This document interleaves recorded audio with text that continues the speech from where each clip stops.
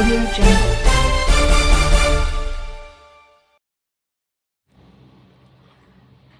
வணக்கம். Hitech news TV செய்திகள்.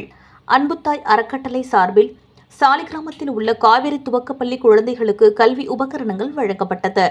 நிகழ்ச்சியில் அன்புத்தாய் அறக்கட்டளை நிறுவன தலைவர் சுப்புராஜ் அவர்கள் தலைமை வகித்தார்.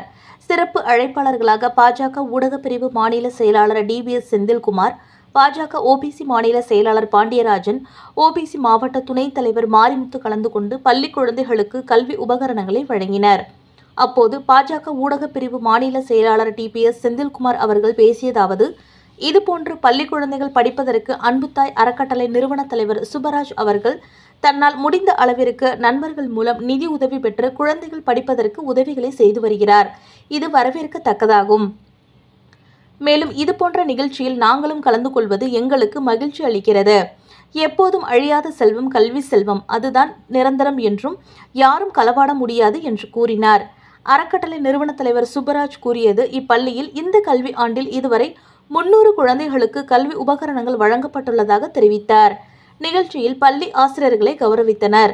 நிகழ்ச்சியின் இறுதியில் பள்ளியின் தலைமை ஆசிரியர் திலகவதி அவர்கள் நன்றியுரை வழங்கினார்.